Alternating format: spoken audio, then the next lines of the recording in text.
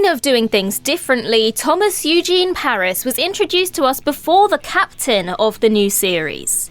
Mere moments later, it was still eminently clear who was in charge. There are few nicer places to serve out your sentence than the outdoors of New Zealand, even if you are electronically tagged. With a little help from Janeway and the caretaker, this jailbird then broke freer and farther than anyone in human history. At first, Paris struggled to divest himself of his bad boy attitude. Season 2's faking it story arc didn't really help matters, especially not for Chakotay, until the truth was revealed. Over the years, Tom became a valued member of the crew. A husband, a dad, an occasional thorn in the side for the Doctor, and best buds with Buster Kincaid, aka Harry Kim. Paris thrived in the Delta Quadrant. He'd found his calling, and we're not just talking about all those holo programs. In his words to B'Elanna, "What I have on Voyager is so much better than anything I ever had back there." Despite their tempestuous relationship, Admiral Paris also moved heaven, hell, and the Midas Array in an effort to get his son back home. In the end, Tom's fine piloting skills made sure of that. Captain Proton to the rescue. I'm Ellie, this is TrekCulture, and here are 10 things you didn't know about Tom Paris. Number 10. Not another Nick Locarno. Boimler couldn't see it, but there was, of course, a striking physical resemblance between Nick Locarno and Tom Paris. I mean, in Pathfinder, even Admiral Paris couldn't tell the two apart in a photo. Contrary to a few fan theories, we know Locarno and Paris are not the same person. But as characters, they still share more than just the same face. By all accounts, this was never a legal rights issue over the name either. In the earlier stages of development for Star Trek Voyager, producers did have the edgy Locarno in mind. Jerry Taylor's story notes for Voyager from August 1993 mention Locarno directly. Nova Squadron's manipulator-in-chief never made it to the Delta Quadrant, however, because he was ultimately deemed to be irredeemable. As Robert Duncan McNeel put it in Star Trek Communicator, May to June 1997, quote, "Locarno seemed like a nice guy, but deep down he was a bad guy. Tom Paris is an opposite premise in a way. Deep down, he's a good guy." Both Locarno and Paris's backstory remained strikingly similar nonetheless. The former was expelled from the academy for covering up the death of a fellow cadet. The latter graduated but was later kicked out of Starfleet. In canon, Paris falsified reports to cover up his own pilot error in an accident at Caldic Prime, which cost the lives of 3 fellow officers. That differs slightly from the original reason given in the Star Trek Voyager series Bible. In that, Paris lied to place the blame on a dead pilot following, quote, "an accident during a War Games demonstration." But of course, the biggest difference between the two characters is that Nick is now a planet. Number 9. A Robert Duncan McNeel type. The casting process for Tom Paris has to be one of the strangest in the history of Star Trek. Nick Locarno would have meant Robert Duncan McNeel, but no Locarno meant producers thought they needed a new actor. According to Star Trek Voyager: A Vision of the Future, around 6 scripts for Voyager's first season were written with little or no knowledge of who would play the part. Incredibly, the casting notice sent out for Paris then called for a Robert Duncan McNeel type. This came as quite a surprise to the actual McNeel. "I'm right here," as he rightly put it in the Shuttlepod show in 2023. McNeel was eventually asked to audition, but unwilling to abandon a play he was doing in New York at the time, took the risky decision of asking producers to wait for a week or so. And they agreed. Funnily enough, precisely the type they were looking for was precisely the type they were looking for. Thankfully, McNeel was cast after just the one audition. Before his agent rang about the Voyager role, he was considering leaving the business entirely. The rest is now a good, if odd, story, plus more than 7 years as the character alongside a fine directorial career. Number 8. Han Solo or Doug from ER? I'm wondering, by the way, if Paris isn't getting too close to Han Solo, noted Michael Piller in a memo to Rick Berman and Jerry Taylor, dated the 6th of October 1993, as given in Star Trek Voyager: A Vision of the Future. And that was just the tip of the iceberg. The development process for Star Trek Voyager had begun earlier that same year. Locarno was out, the struggle to define Tom Paris had begun. For the first half of Voyager's pilot, Berman, Taylor and Piller had already settled on the hero's journey for Paris. A quest for redemption, for rebirth in traditional Joseph Campbell terms. Piller soon realised that for the second half, new plot elements would be needed. Paris had to confront his demons and conquer them. But at that stage, Piller couldn't quite figure out what those demons might be. He even considered throwing Paris in the brig only to have him escape by fooling the holographic Doctor. Well, from Han Solo to Doug Ross, as Piller added, the success that George Clooney had as the bad boy character on ER was really what we intended Paris to be on Voyager. The writer-producer went on to admit that nothing we tried worked very well. Ultimately, it was just not the right chemistry for Star Trek. It still took a few years, perhaps even 7, to move the character away from his bad boy image though. Number 7, Bad Boy to Spaceman First Class. In the beginning, Tom Paris flew at women at warp speed, including Lieutenant Stardy, Liddell Wren of the Benea, Kess, the Delaney sisters, and half of the rest of Voyager. Producers realised, however, that their Don Juan of the Delta Quadrant was at odds with what Robert Duncan McNeel, a devoted family man, brought to the role. Paris's roguish, rebellious ways were slowly abandoned to make way for more of that natural charm and personality. At some point, Tom Paris became a blank slate, noted Brannon Braga in Star Trek Voyager: A Celebration. A fresh start then gave Braga the opportunity to develop a whole new side of the character via Paris's fascination with 20th and later 19th century history and Americana. From there, Braga added, the writers got a portal to do some interesting little stories with him as a kind of self-reflexive, postmodern science fiction experiment. Amongst the better meta was Captain Proton, Spaceman First Class. Proton quickly became a fan favourite, in fact spun off like Arachnia into his own real-world novel, Captain Proton, Defender of the Earth. Robert Duncan McNeel even pitched an idea for a return of the Voyager cast in the form of an on-the-holodeck-only set of serialised Captain Proton shorts.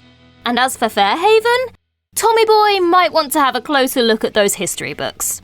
Number 6, Protons Be Flammable. I believe the phrase you're looking for is low-brow, said the Doctor sarcastically to Tom Paris in Author. Few could dare dream of the sophistication of Photons Be Free after all. Historicity aside, even Fairhaven was entertaining until the inevitable malfunctions. The safety protocols should have their own set of safety protocols. For Robert Duncan McNeel as Captain Proton, lowbrow meant all the way down to a burned bottom. During filming of the jetpack scene from 30 Days, McNeel was strapped several feet in the air on a teeter-totter rig, with real sparklers flying out over his backside. Fireproof clothing was in name only. It went from warm to, oh my god, my cheeks are on fire, McNeel noted on the Star Trek Voyager DVD Extra time capsule Tom Paris.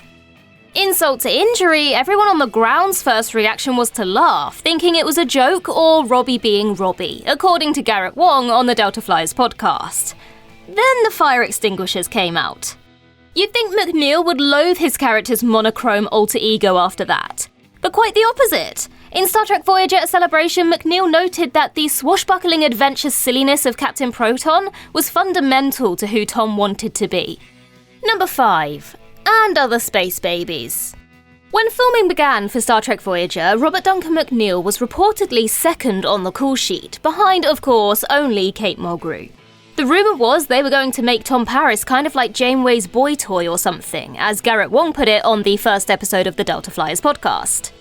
Confirmed in Star Trek Voyager: A Celebration, Paris was indeed intended to be the series' romantic lead, a possible love interest for the captain. By season 2, writers were concerned that Paris had been underused. In trying to rectify the situation, they gave him one of Star Trek's most notorious episodes, Threshold. Thankfully, Captain and Helmboy never became anything close to a couple, despite a few offspring at infinite velocity.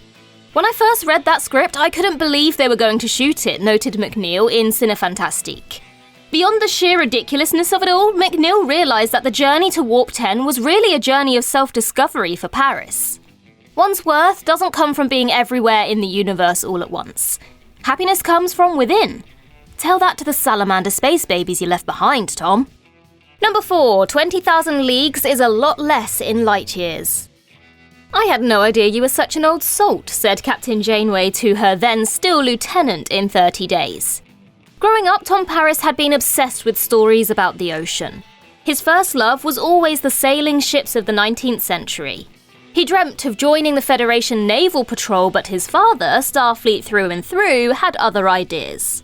For Paris, 20,000 leagues under the sea was swapped for 70,000 light-years across the galaxy. In 30 Days, Tom's rebellious nature resurfaced and his maritime passion got him into trouble. But as he said to Janeway at the end, "At least this time I broke the rules for a reason." That distinction was a welcome inclusion for Robert Duncan McNeel, who noted on the Delta Flyers podcast that he had been asking writers for years to write stories where Tom is being rebellious for a cause, rather than for nothing or for selfish reasons. Unusually, when 30 Days came back from the edit, it was about 10 minutes short. According to McNeel, the brig scenes and epistolary framing device were then filmed around a month later in order to fill the missing time. It has been suggested that McNeel also came up with the idea for the extra plot in the first place. If he did, then he made no mention of it in that episode of the Delta Flyers. Maybe he forgot. Number 3, let's talk turkey platter. No doubt the biggest romances in Star Trek are bromances. Kirk and Spock, Data and Geordi, O'Brien and Bashir, Malcolm and Mr. Tucker, and of course Tom and Harry. Most of those larger-than-life friendships have extended into real life too. As Robert Duncan McNeel told Gizmodo in 2010, quote, "Garrett Wang and I worked the first scene of the show together, and we immediately bonded.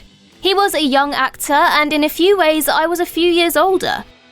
I was taking Garrett under my wing in the same way that Tom was taking Harry under his wing. It was also Harry who gave Tom the one-time nickname Turkey Platter. Well, he couldn't let Maxwell Burke have all the food puns." Of romances, Paris and BLTs was one of the most well-developed put to Trek. Never linear, never smooth, but always returning twice as strong after any subspace turbulence along the road. Speaking frankly to Gizmodo once more, McNeel noted that at first he didn't think the Tom B'Elanna romance was a good idea. He was concerned that such a coupling might limit the characters, preventing them from exploring different opportunities and different stories. In time, both he and Roxanne Dawson relished the chance to explore a relationship that, in McNeel's words, expanded the world of Voyager. Of course, that's not accounting for a sentient computer program of a ship found in a junkyard. Who the is Alice indeed? Number 2, they've already had Paris. It's always difficult to step out of anyone's shadow when you're in Starfleet. It's especially difficult when your dad's light is bouncing around the top brass. From the beginning, Admiral Owen Paris loomed large over Star Trek Voyager, and most importantly over son Tom. Owen had been instructor at the Academy and commanded a young Catherine Janeway on the Albertani. At first, for Tom, it seemed like everyone had a connection with his father but him. Feelings changed over the years, however. The Admiral headed up the project to get his son home.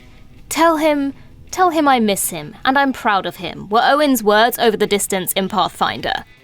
The Parises in Starfleet go a lot farther back than the father too.